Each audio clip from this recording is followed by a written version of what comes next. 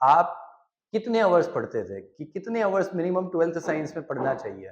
मैंने JW crack करने का प्लान ड्रॉप कर दिया, मैंने सिर्फ बोर्ड पे फोकस किया।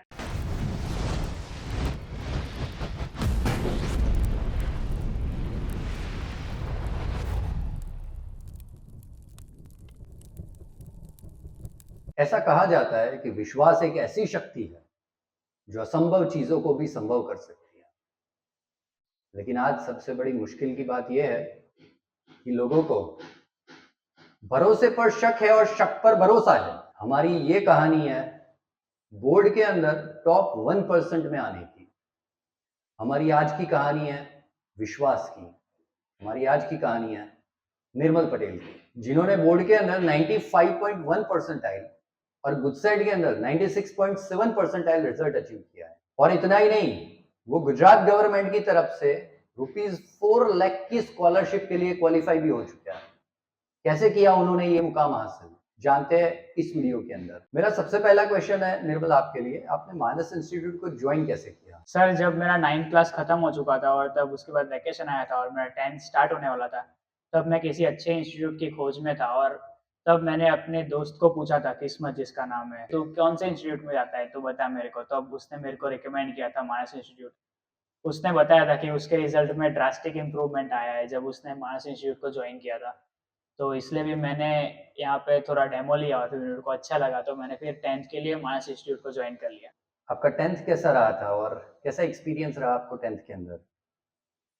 मेरा 10th बहुत अच्छा रहा था, मैंने बहुत ज़्यादा प्रिपरेशन की थी। मैंने सोचा था कि बोर्ड एग्ज़ाम में मैं 90 प्लस ला ही दूँगा, लेकिन अफ़सोस की ये बात थी कि एग्ज़ाम ही नहीं हुई थी बोर्ड की। हाँ, मुझे पता है वो कोविड की बैच थी और वहाँ पर बोर्ड की एग्ज़ाम कैंसल हो चुकी थी। लेकिन मुझे आज भी याद है कि आपकी जो प्रिपरेशन थी, वो इतनी सॉलिड थी कि मैं भी आपके रिज़ल्ट के लिए श्योर था कि अगर बोर्ड की एग्ज़ाम हो रही है, तो हमारा बहुत ही अच्छा रिज़ल्ट आएगा। तो फिर 10th के बाद आपके माइंड में क्या चल रहा था? आपके 87% परसेंटेज आई थिंक आए थे बोर्ड के अंदर।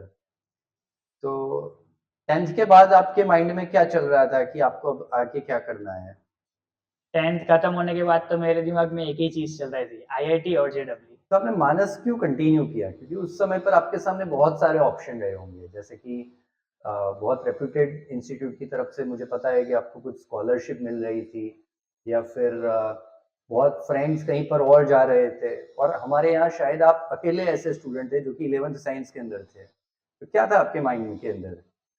सर, जब मैं मानस इंस्टीट्यूट में 10th में आया था तो मेरे को मेरा एक्सपीरियंस इतना अच्छा था कि मैंने सोचा कि 11th में भी कंटिन्यू करते हैं।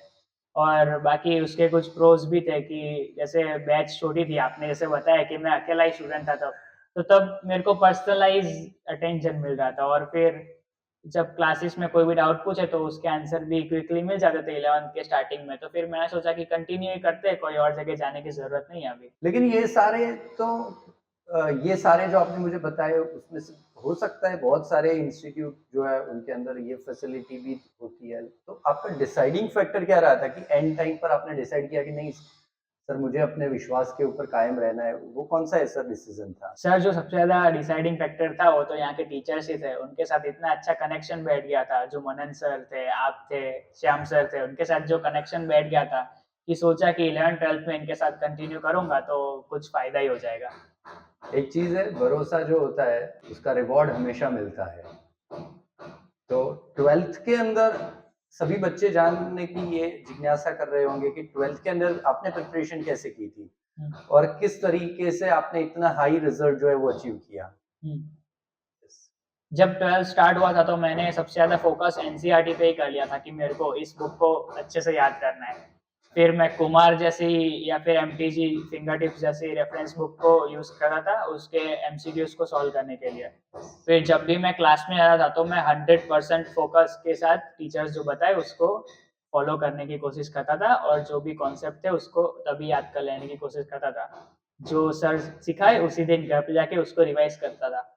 और फिर अगर कोई भी डाउट आता था मेरे को क्लास में तो मैं तभी क्लियर हो जाए ऐसा श्योर रखता था अपने साथ। और जो भी वीकली टेस्ट आती थी उस पे मैं इतना फोकस करता था कि वो मेरी बोर्ड की एग्जाम हो और उसको उस तरीके से अटेम्प्ट करता था।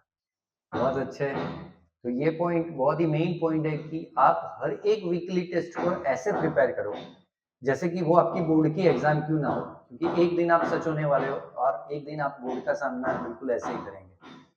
मुझे याद है निर्मल कि आपकी एक बात मुझे बहुत ही अच्छी पसंद है कि पूरे साल के अंदर जो है वो हार्डली आपने 1 या 2 दिन या मैक्सिमम 3 दिन की ही छुट्टी ली होगी। आपने कभी एब्सेंट नहीं हुए। हो सकता था कई बार कि फैकल्टी कुछ इमरजेंसी सिचुएशन से ना आ सके, हार्डली बहुत ही कम बार, लेकिन फिर भी आप हमेशा प्रेजेंट रहते थे। ये बात मुझे बहुत ही अच्छी लगी आपकी पूरी साल के अंदर। अब सारे बच्चे जानने का ये प्रयास कर रहे होंगे कि आप कितने आवर्स पढ़ते थे, कि कितने आवर्स मिनिमम 12th साइंस में पढ़ना चाहिए। सच बताओ तो एक मिथ होता है कि मिनिमम 4 घंटे 5 घंटे 6 घंटे पढ़ना पड़ता है, ऐसा कुछ होता नहीं है। मतलब आप अपने सिलेबस को इस हिसाब से डिवाइड करो, आपकी स्किल के हिसाब से, कि आपको रोज पता हो कि मेरे को आज इतनी पढ़ाई करनी है और जब तक वो खत्म ना हो तब तक आपको सोना नहीं है। तो अपने आप आपके आवाज उतने हो ही जाएंगे कि आपका खत्म सब हो जाए। बहुत अच्छे, यानी कि पर डे आप टारगेट रखते थे हम्म।